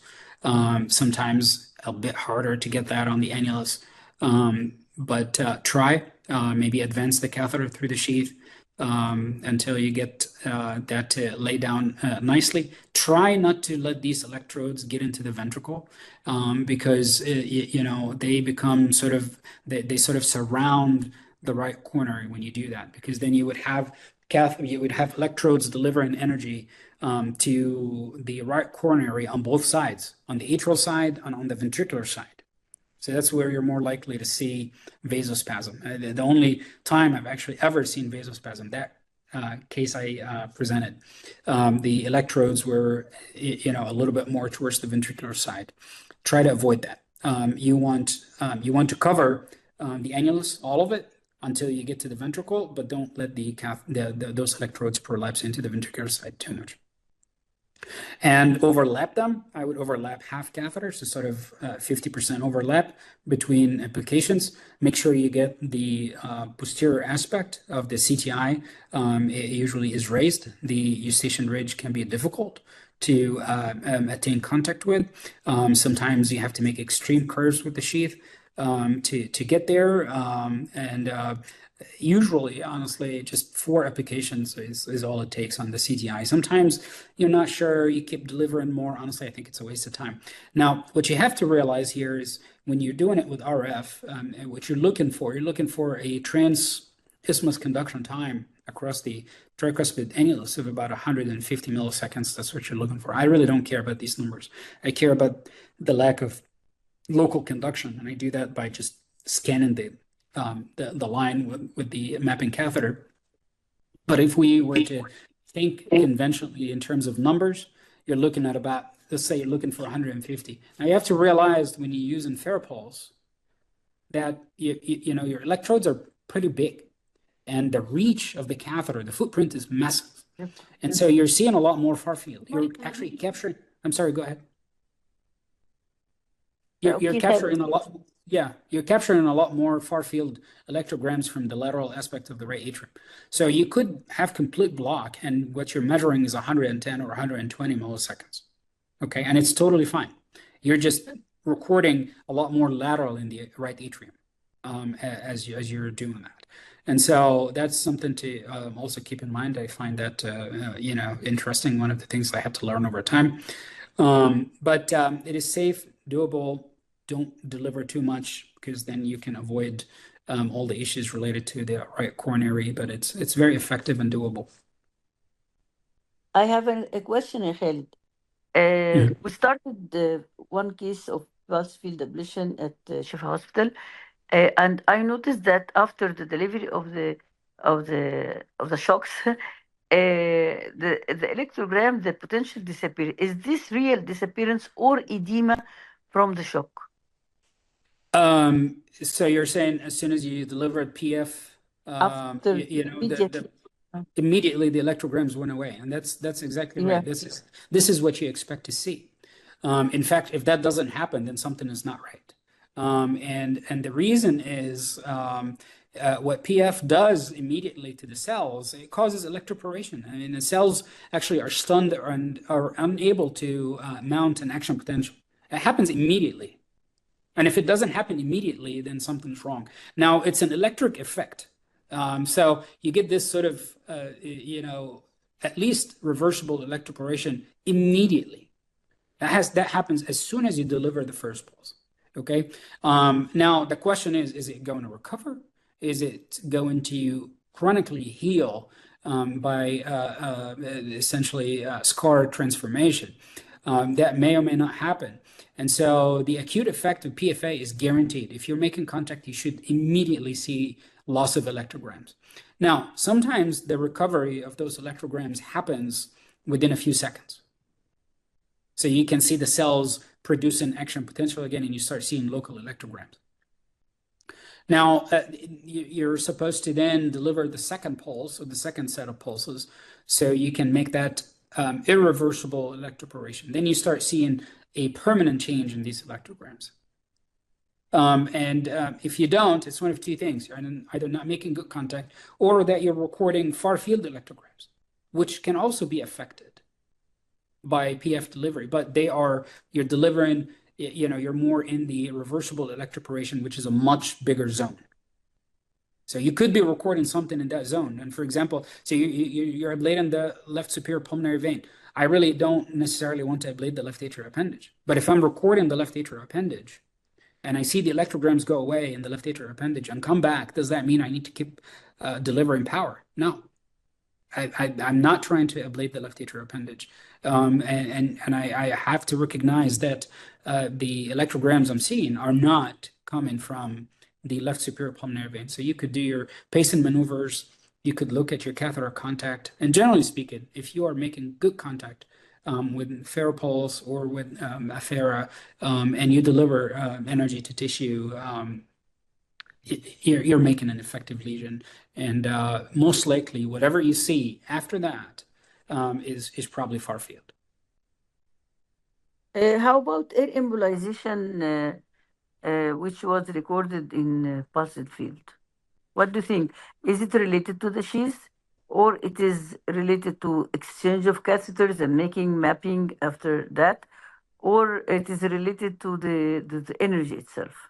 Yeah, so microbubble formation is related to the energy itself. And the more you shunt power into blood pool, you're going to cause more microbubble formation. Now, these are microbubbles. And so they can cause issues going to small blood vessels, theoretically, at least in the brain.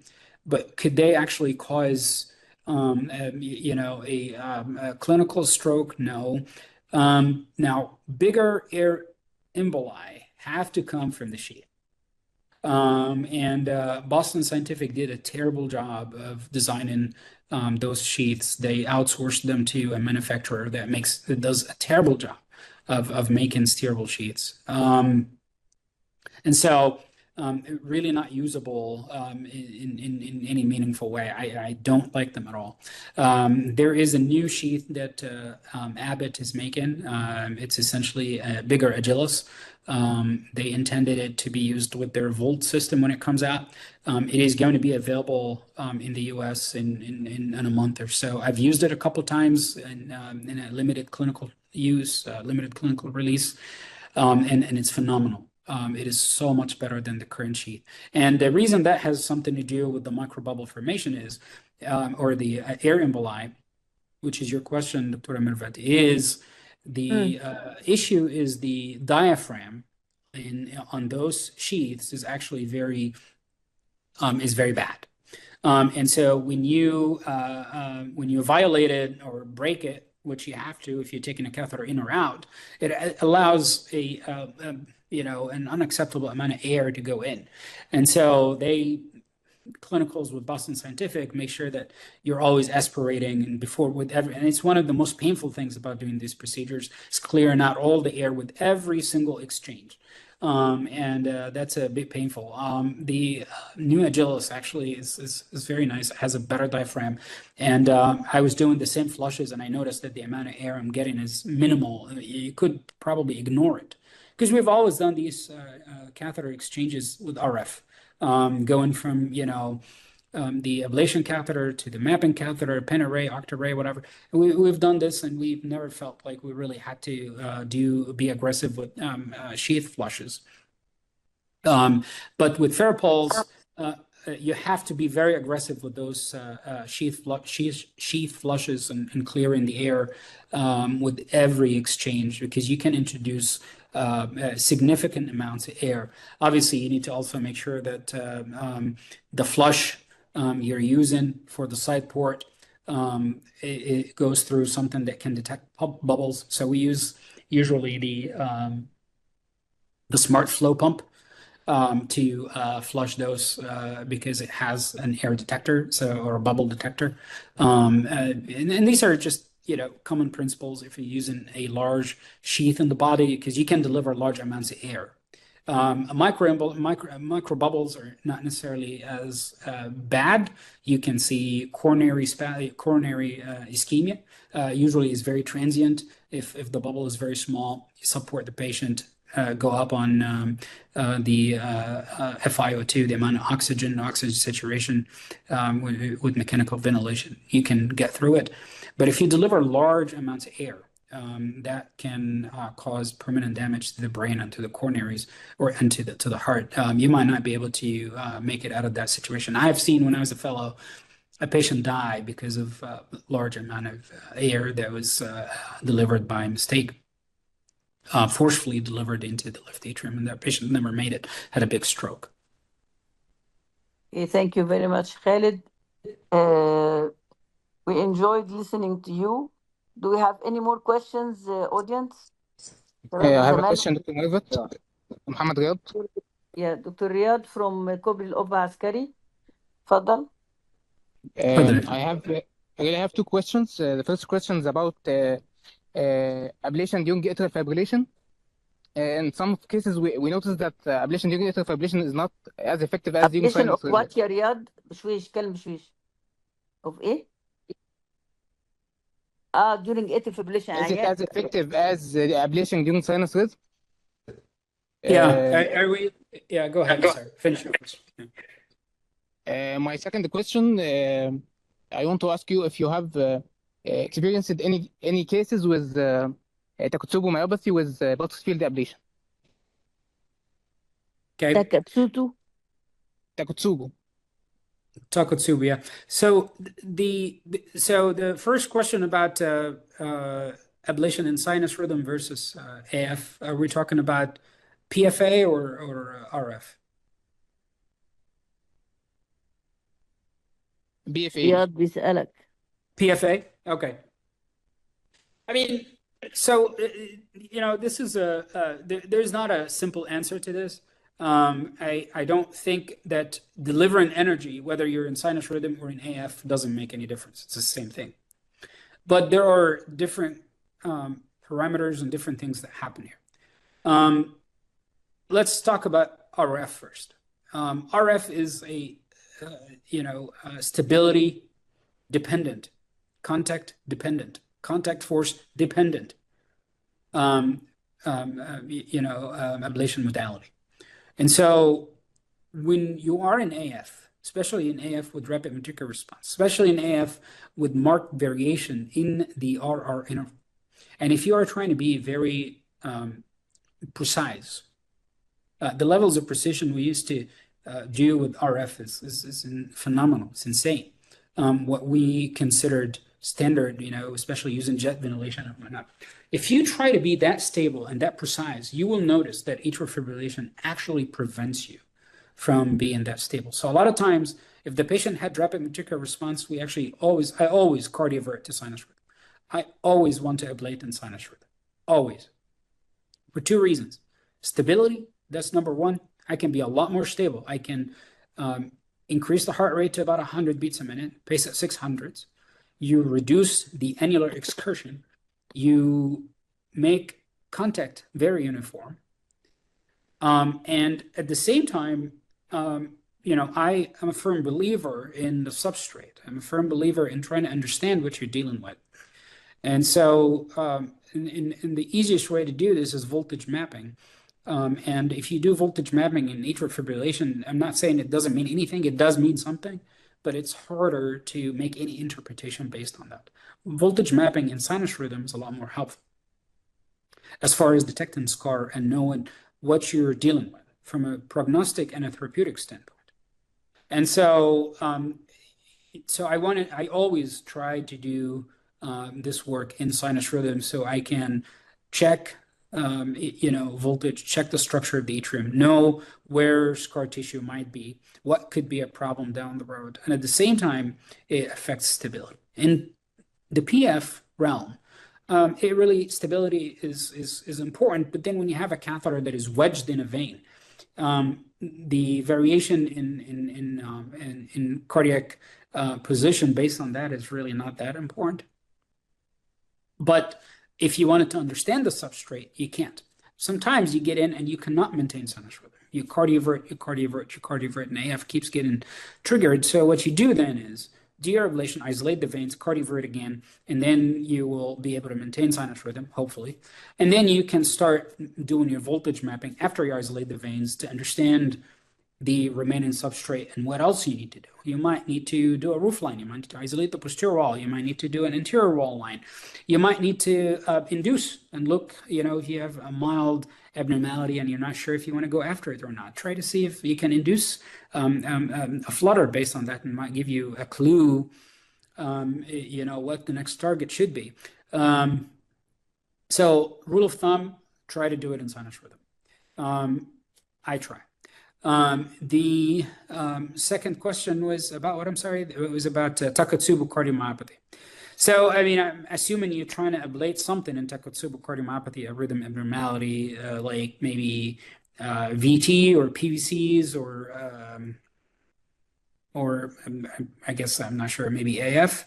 You know, Takotsubo cardiomyopathy, generally speaking, is a reversible, self-limited condition, generally speaking. And so I try not to be very reactive to rhythms you see in that setting. If you can temporize it with antiarrhythmic drugs, that'd be great. I would give those patients a month or two. The natural history of this is most patients do recover fully in terms of left ventricular function, and with that, the arrhythmia should go away. Now, you know, if it doesn't go away, Sorry, but sorry, go ahead. can I say something? Yeah, please go ahead. My question was about if ablation induced Takotsubo myopathy. Because we I had see what you're saying. a case in Aswan that had experienced Takotsubo cardiomyopathy just after the ablation procedure. So I'm asking regarding your workflow, did you experience any case No. like this? No, I didn't experience anything like. Was there anything that happened during the procedure? Hypotension, coronary spasm, you know, anything of that nature at all? No, we just did pulmonary vein isolation, and there was no inter-procedure complication. Okay, so this is very interesting, and I, you know, if I go back to one of the slides here, you know, I think we talked about this a little bit, the role of the autonomic nervous system. I did research on Takotsubo cardiomyopathy when I was a cardiology fellow many years ago.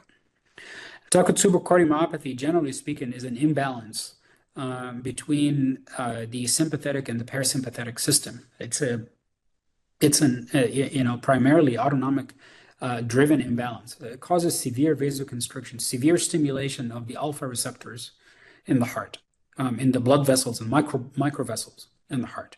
This is not an epicardial blood vessel, large epicardial blood vessel issue.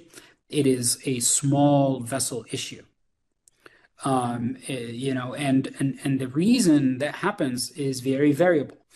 Sometimes it's asphyxiation, sometimes it's severe shock and trauma, severe this and that. But you know, it is activation, severe activation of the alpha receptors in the coronary microcirculation.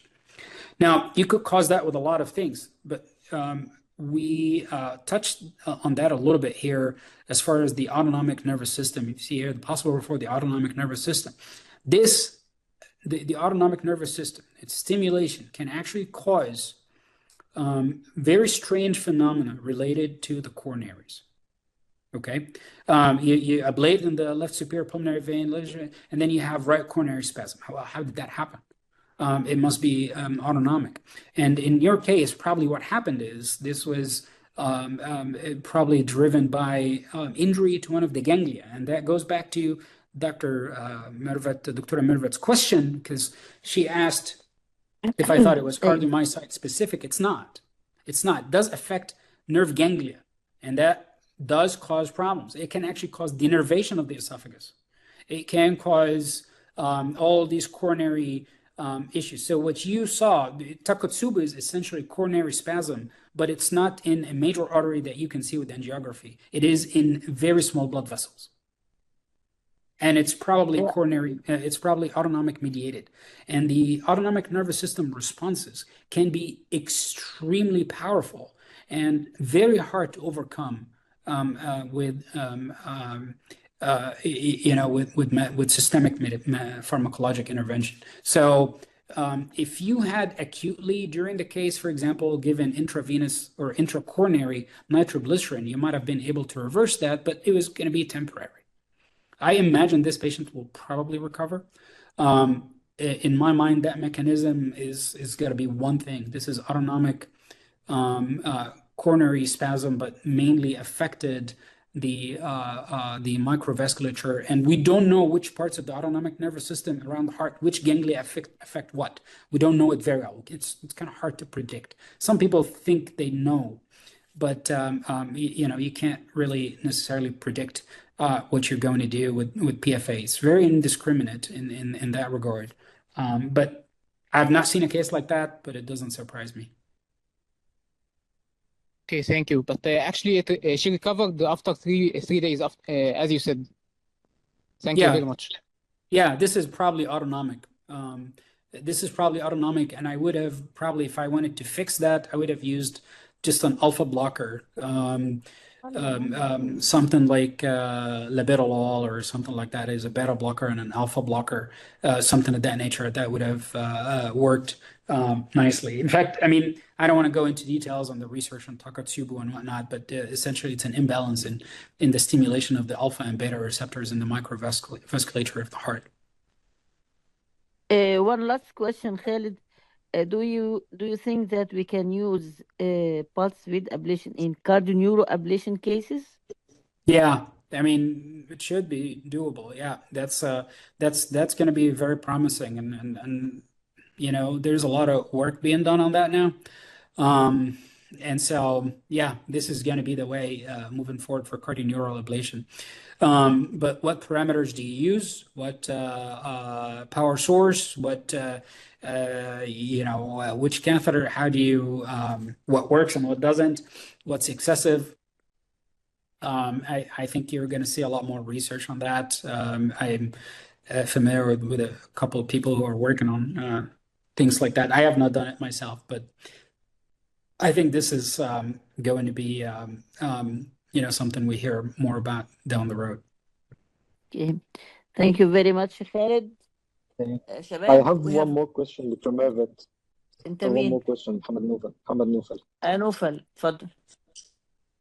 Regarding the coronary spasm you were talking about and the complication, do you have any routine post-procedural treatment like nitroglycerin even in the first 24 hours or so, even in the right-sided procedure like CTI, or is it as it appeared complication? Yeah, so a lot of us in the group here, we give nitroglycerin prophylactically, so we just give it before working on the CTI regardless. The dose is usually something like 500 micrograms of IV nitroglycerin, not intracoronary, it's just IV. And a lot of times what you see happening is the anesthesiologist gives it and they don't tell you, but they're also giving phenylephrine right with it because it drops the blood pressure. And what good does that do? I really don't know. So we don't really have any randomized anything that says that helps. And in my mind, honestly, I don't think it would help anything except for maybe direct transient injury that could be caused to the right coronary. But other than that, if you look at everything else that can happen as it being indirect, how are you going to prevent that?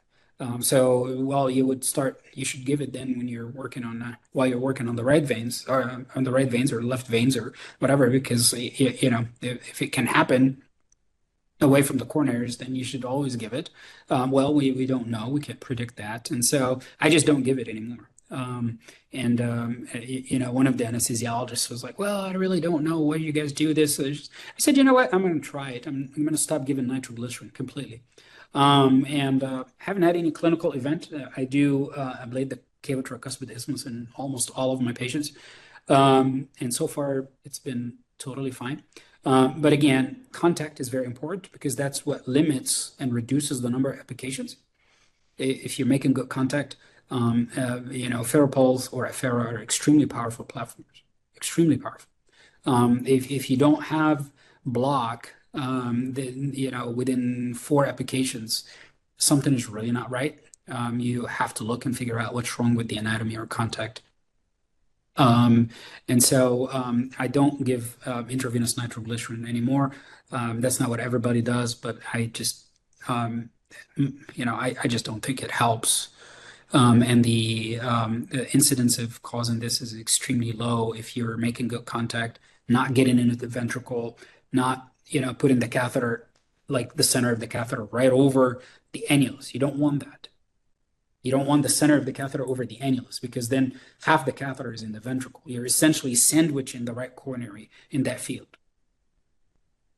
Okay. Okay, thank So you. I think if you avoid all of these things, you probably never see an issue. Okay, and then one last question about the long procedure. You don't have good contact when you doing a lot of ablation points or ablation trials or pulses. Do you give any anticoagulant post procedure, or you will not have an That's effect? for AFib ablation? Yeah, Yeah, so I I always give oral anticoagulation 2 hours after the procedure. 2 hours after the procedure, they get the Eliquis or Xarelto, or that's what almost everybody has now. And if they're on Coumadin, we always do it with uninterrupted Coumadin, and a therapeutic level. So yes, always. It's always just always 2 hours after the after procedure, the they get a dose. Okay, thank you. Always 2 hours after the procedure. In fact, we also do the cases with uninterrupted anticoagulation. We don't stop even Eliquis or Xarelto. We Okay, completely uninterrupted. I sometimes tell my patients, certain patients, not to take the dose the morning of. So let's say, which translates into, like, if they're coming here at 7 a.m. for a procedure, it's not even time for them to take their morning dose. And so it's essentially uninterrupted oral anticoagulation. As soon as we get hemostasis intraoperatively, 2 hours later, they get their anticoagulation, barring any, skin oozing or anything of that nature. Is usually, we're very aggressive with anticoagulation. And, if you don't do that, every once in a while, every month or two, you're going to start seeing TIAs and strokes and things like that. It might be not as common, but you're going to see them. And I think a lot of it comes from maybe just traumatizing veins in the groin, femoral and iliac veins, and the IVC and things like that. And you remember, you have a hole between the right and the left atrium, and so any clot formation, which can happen intraprocedurally, by the way, it becomes something that can go to the systemic circulation. So minimizing that period of time, that window of no anticoagulation to just 2 hours after the procedure is very important. okay, thank you. Okay, شباب, it's 11. It's 19 minutes past 11. دكتورة شيرين سامي, دكتور أحمد. Thank you very much, Khaled. You motivated my fellows to ask questions and to be interested in the latest technology of ablation and energy. دكتورة شيرين سامي and دكتور كده, we have to postpone your presentation because it's very late. I think next week we are not having دكتور خالد معانا, صح يا خالد؟ يا عمر ندى. Let me look at the schedule. السكيدول next Sunday we don't have Khaled, صح؟ ايه فاهم. Okay, so we'll postpone Dr. Shirin Sami and Dr. Muhammad Sami for next week because it has been too late. Thank you very much, Khaled Awad. We really enjoyed all your presentation, and it's a very good that you are Egyptian and you are paying back to your country, although يعني يعني العلم للجميع. فشكرا ليك جدا دكتور خالد, وانت كنز فعلا, الحمد لله ربنا رزقنا بيه. شكرا يا شباب الزمالة على وجودكم وعلى تعاونكم وعلى أسئلتكم. I'm really proud of you. تصبحوا على خير. تصبحوا على خير. Thank you very much. Thank you. شكرا شكرا السلام جزيلا. عليكم. شكرا دكتور أمير. تصبحوا على خير. مع السلامة.